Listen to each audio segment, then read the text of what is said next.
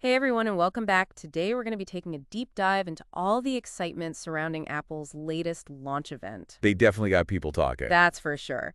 And the star of the show seems to be this new phone they unveiled, the iPhone The 16e. 16E, yeah. Yeah, 16e. Interesting. So to help us unpack all of this, we're looking at a great article from Review Hub. Always good source. It's called The iPhone 16e Launch, Apple's bold budget bet that's shaking up the tech world. And yeah, we're going to see if this so-called budget iPhone really lives up to all the hype. Bold budget bet? Right, like Apple and budget, those two words don't usually go together. Not really. So what makes this 16E so special? Is it actually a budget phone? Yeah, that's the big question. Because it starts at $599. Yeah, that's not exactly an impulse buy for most people. Definitely not. Review Hub suggests that Apple is kind of aiming for like a premium feel, but at a mid-range price. Okay, so premium but mid-range. What about the specs? What actually makes this thing tick? Well, it's got a decent-sized screen, 6.1 inches, Okay, that's pretty good. and it's OLED. Ooh, so the colors will be nice and vibrant. Yeah, you'll get those deep black and vivid colors that people love about OLED. Sweet. And under the hood, it's got the same A18 chip that's in the flagship iPhone 16. No way. That's their latest and greatest processor, right? Yeah, so you can expect super smooth performance even if you're multitasking or playing some graphically intense games. Wow, so they didn't skip on the power. Not at all. And for anyone who's always on the go, Apple says this phone can handle 26 hours of video playback. Hold on, 26 hours. Yeah, 26. That's even longer than their iPhone 16. Longer than the flagship model. So the budget phone has better battery life. Seems that way. Okay, Apple, I see what you're doing here. So what other surprises are hidden inside this 16e? What else makes it stand out? Well, it has a 48MP main camera. Ooh, 48 megapixels. That's a huge jump from their previous phones in this price range, right? Yeah, huge. I bet the photos are amazing. It also includes that new action button everyone's been talking about. Oh yeah, the one that lets you customize shortcuts to your favorite features. Exactly. That's cool. But what about other features? Like, does it have MagSafe? Sadly, no. Oh man, what about that dynamic island thing? No dynamic island either. Bummer. So some compromises had to be made. It does have USB-C, though. Okay, that's good. USB-C is becoming pretty standard these days. Yeah, pretty much. But no MagSafe for easy wireless charging. Nope, and the wireless charging that it does have is slower than the flagship models. Ah, got it. Okay, so it's kind of a mixed bag. Some high-end features, some compromises. Yeah, you win some, you lose some. But was the entire Apple event just about the 16e, or did they show off any other cool stuff? Did I miss anything? Well, the 16A was definitely the main attraction. So no new AirPods? Not this time. Aw, bummer for anyone who was hoping for those. But they did tease some updates coming later this year for iPads and MacBooks. Okay, so new iPads and MacBooks are on the horizon. Keep an eye out for those later in 2025. Anything else catch your eye? They spent a lot of time talking about Apple Intelligence, their AI assistant. Right. What's interesting is that they're expanding its capabilities to even more languages. Oh, wow. I wonder what languages they're adding. And they're really emphasizing privacy, which is a big deal for a lot of people these days. Yeah, privacy's huge. They're really making it a key selling point. Okay, interesting. But let's get back to the iPhone 16e. How does it actually stack up against its rivals in the mid-range market? That's where things get really interesting. Lay it on me. Review Hub looked at a bunch of different sources, social media, YouTube tech reviewers, you name it, to see how it compares. Okay, let's break it down. First up, the Google Pixel 9a. The Pixel 9a is expected to come out later this year, and all the rumors are saying it's going to be a tough competitor. Really? How so? Price is going to be a major factor. The Pixel's probably going to be cheaper than the iPhone. Yeah, that's usually the case with Google phones, right? Exactly. Okay, but the iPhone has the advantage of that powerful A18 chip. And of course, the whole Apple ecosystem. Yeah, for people who are already using Macs, iPads, Apple Watches, that ecosystem can be a big deal. Definitely a factor to consider. Okay, what about the Samsung Galaxy A55? How does that compare? The Galaxy A55 is all about versatility. Okay, I like versatility. It's got a triple camera system, so you have more options for shooting. Triple camera, wow. And it has a bigger screen than the 16E. But what about the quality of the photos? Well, the iPhone probably has the upper hand there. Apple's known for its image processing. Yeah, their photos always look so good. And just the overall polish of its software. You know, classic Apple. Classic Apple. Triple camera's tempting, though. What's the pricing like on that? The A55 is rumored to be around $450. Wow, that's significantly cheaper than the iPhone's $599? Yeah, quite a difference. For people on a budget, that price gap could be a deal breaker. It could be, for sure. And then we have the OnePlus Nord 4. The Nord 4, tell me more. Some reviewers are calling it a performance beast. All about speed and raw power. Okay, I'm intrigued. What's so special about it? Well, it has faster charging than the iPhone 16e and a smoother display, But but the iPhone wins when it comes to build quality and battery life. right, that incredible 26-hour battery. Exactly. So it's a trade-off. You got to decide what's most important to you. Fast charging and a smooth display versus build quality and long battery life. Tough choices. It really is. So if we had to sum it all up, what are the iPhone 16e's biggest strengths? Definitely the software. Makes sense. Apple's known for that. How well it's made, the build quality. Yeah, iPhones are usually very well built. And you can expect it to last a long time. Good point. The price, though, that's a bit of a sticking point. $599? It's pushing the boundaries of what people typically consider mid-range, Yeah, it's definitely on the higher end. and it's missing a few features that you might find on other phones in this price range. Like MagSafe? Yeah, and an ultra-wide camera lens. Okay, so not a perfect phone, but it sounds like it could be a strong contender, especially for people who are already all in on Apple's ecosystem. Exactly. And that leads into a bigger question. What does this launch actually mean for Apple? Yeah, what's their end game here? Well, Review Hub makes a compelling argument. Apple is taking a gamble. A gamble. In what way? They're betting that people will pay a premium for their ecosystem, even in the mid-range market. Do you think that gamble will pay off? I don't know. There are some seriously good Android phones out there. So many to choose from. It's a tough market. It really is. So before we move on, can you quickly sum up the key takeaways from the Review Hub article? Sure, the iPhone 16e is a powerful and well-made phone, Right, but it's not exactly a steal. right. Its success really depends on whether consumers value Apple's software and ecosystem enough to pay a premium. It's a gamble. A calculated one, but a gamble nonetheless. Okay, we're going to take a quick break and be right back to continue our deep dive into the 16E. So before the break, we were discussing how Apple seems to be betting big, that people will pay a premium to be part of their ecosystem. Even with this new mid-range phone. Yeah, like can the allure of Apple's software and that whole ecosystem really outweigh, getting powerful hardware at a lower price? It makes you think, right? Like, is that a realistic bet? I'm not so sure. On one hand, it does seem like once you're in the Apple ecosystem, it's hard to leave. Yeah, it kind of sucks you in. It does. Like that seamless integration between all their devices. The software is super user-friendly. And it just works. Yeah, and they really focus on privacy and security, which is a big selling point for a lot of people. Yeah, for sure. And let's be real, there's still a certain status that comes with owning an iPhone. Oh yeah, there's definitely that cool factor. But on the other hand, you can't ignore all the amazing innovation happening in the Android world. Oh, absolutely. And those phones are often a lot cheaper. Yeah, you can get a lot of bang for your buck with Android. Like take the OnePlus Nord 4, for example. Right, the performance beast. It's supposed to be incredibly powerful, and it costs hundreds of dollars less than the iPhone 16e. It's a tough pill to swallow if you're on a budget.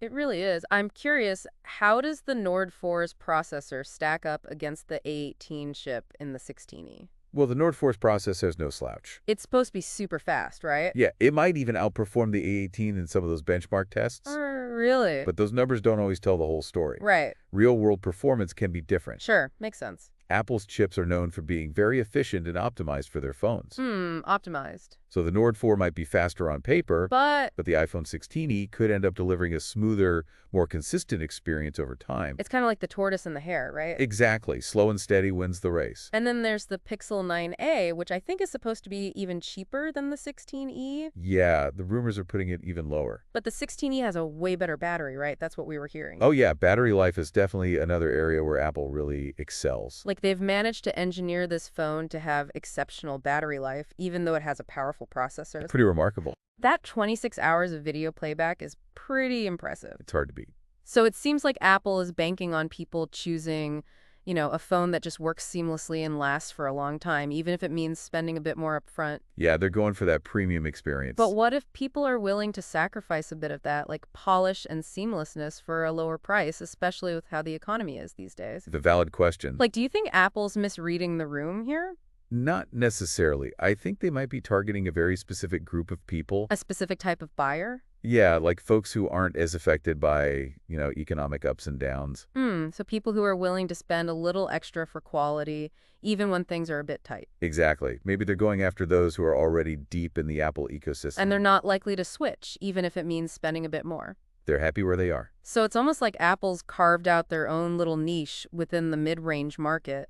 Right? Instead of competing on price, they're competing on that whole Apple experience. But the question is, will it work? The million-dollar question, isn't it? I mean, if the price difference gets too big, even diehard Apple fans might start to waver. Yeah, they might start looking at those cheapy options. And what happens if the competition starts catching up? What if they start offering similar experiences at a lower cost? That's the challenge for Apple, right? Yeah, they can't afford to get complacent. They got to stay ahead of the game. So this iPhone 16e launch, it's more than just a new product, it's a statement, right? Yeah, it's a statement about where Apple is heading. They're doubling down on their ecosystem and their brand power. It's risky. It could pay off big or it could backfire. We'll have to see how it all plays out. Okay, I'm really invested in this story now, but let's talk a bit more about the phone itself.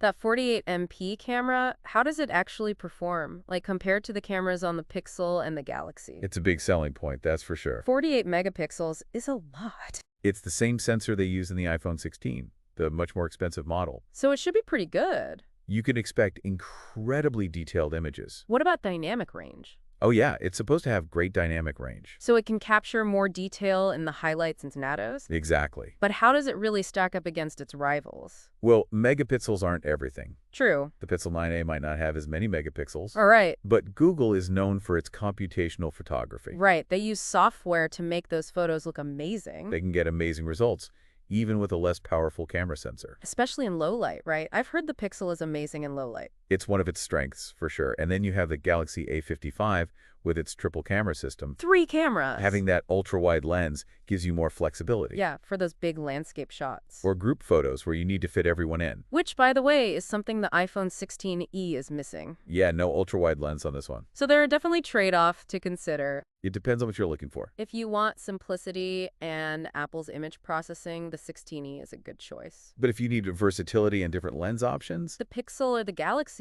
might be a better fit. you got to weigh your options. There's no clear winner. It really comes down to your individual needs. What are your priorities? Exactly. Okay, moving on from the camera, what about the performance of that A18 chip? People always want to know how fast a phone is. Speed is key. We talked about it earlier, but I'd love to hear more about how it stacks up against the competition. Okay, so the A18 chip is definitely a powerhouse. It's the same one that's in the top-of-the-line iPhone 16, right? Yeah, the flagship model. So you're getting that flagship performance. But at a more affordable price, yeah. this chip can handle pretty much anything you throw at it. Like what? Gaming, video editing, multitasking. No problem.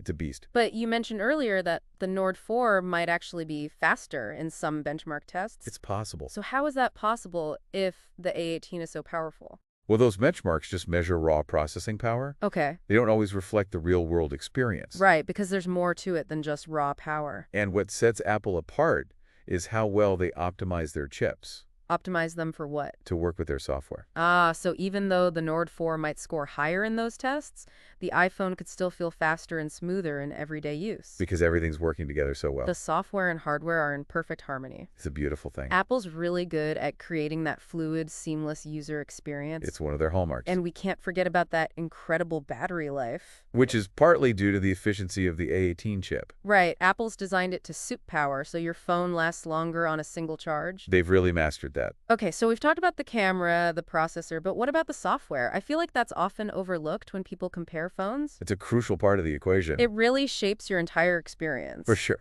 What are some of the software features that make the 16e stand out? Well, first off, you're getting the latest version of iOS. iOS, that's Apple's mobile operating system, right? Yep. For anyone who doesn't know. iOS is known for its simplicity, ease of use, and just how polished it looks. I've always known it to be very intuitive. Apple does a great job with user experience. What are some of the new features in this version of iOS? They've added a bunch of cool things. Give us the highlights. Well, one of the big ones is that expanded Apple Intelligence we talked about earlier. Right, their AI assistant. It can now understand and respond to you in even more languages. That's awesome. And they've really enhanced the privacy features so your data is more secure. Yeah, data privacy is a huge concern these days. It's top of mind for a lot of people. What else is new? Well, if you're using other Apple products, like a Mac, iPad, or Apple Watch, the iPhone 16e seamlessly integrates with all of them. That's one of the best things about the Apple ecosystem. Everything just works together. It's so convenient. It really is. And then there's the App Store. The App Store, yeah. Apple's App Store is very curated. Meaning? They have strict guidelines for the apps that are allowed in. Ah, so it's more controlled. which makes it less likely that you'll encounter malware or poorly designed apps. That peace of mind is definitely worth something. It's a big plus. So even though the iPhone 16e might not have the best hardware specs in every category, It makes up for it with its software. and that seamless integration with other Apple devices, That whole Apple it's a experience, powerful a combination. lot of people find it very appealing. It really seems like Apple is focusing on the overall user experience rather than just trying to win a specs war. They're playing the long game. And that's something to keep in mind when you're comparing phones. Don't just look at the numbers. The best phone for you isn't always the one with the most impressive specs on paper. Sometimes it's about how it makes you feel.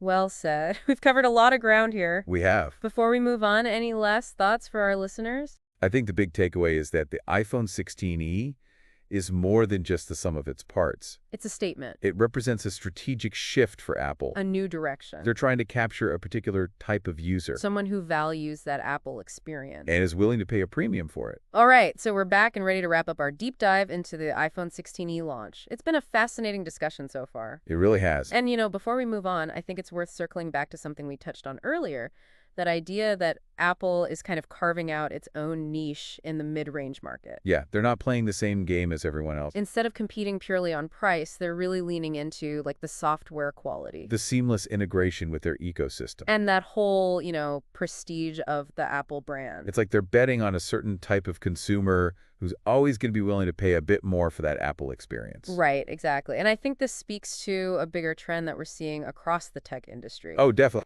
It's like a shift from focusing purely on hardware specs to a more holistic view of the user experience, right? For sure. For years, it was about faster Bigger processors, screens. more megapixels. Yeah, but now I think companies are realizing that hardware is just one piece of the puzzle. It's about the whole package. The software, the services, how easy it is to use, how uncomfortable it is to use. It's not just about what a device can do anymore. It's about how it makes you feel. And Apple has always been really good at that, creating those seamless, intuitive experiences. Yeah, think about the Apple Watch. It's not the most feature-packed smartwatch. But it just works so well within the Apple ecosystem. People love it. And I think that's exactly what Apple is trying to replicate with the iPhone 16e. They're not just selling a phone, they're selling an entry point into their whole world. It's like they're saying, hey, you could buy a cheaper Android phone. With slightly better specs, maybe? Yeah, but you won't get this level of integration and polish. So Apple is betting that people will prioritize that ease of use and that feeling of being part of this tightly integrated ecosystem. Even if it means paying a little extra. It'll be interesting to see how it plays out. Now, before we wrap things up, I want to leave our listeners with something to think about. I like this part. Hit me with it. Imagine you're in the market for a new phone right now. Would the iPhone 16e be on your shortlist? That's a good one. It really makes you think about your priorities. Right. What's important to you? Do you value being in the Apple ecosystem enough to pay a premium for it? Or are you more focused on getting the absolute best specs for your money? There's no right or wrong answer. Exactly. But it's definitely something to consider. And I think just the fact that Apple has created a phone that makes us ask these questions is what makes this launch so fascinating. I agree. It's not just about this one phone. It's about Apple pushing the boundaries and changing how we think about what a mid-range phone can be. They're trying to redefine the game. And we'll see if consumers are willing to play along. Well, we encourage all of our listeners to do their own research. Read the full reviews, compare the specs, And ultimately, decide for yourselves if the iPhone 16e is the right fit for you. because the world of tech is constantly changing. What's hot today might be old news tomorrow. So stay curious, stay informed, and stay tuned for more deep dives from us as we explore this exciting world of technology. Well, that's it for our deep dive into the iPhone 16e. Thanks for joining us.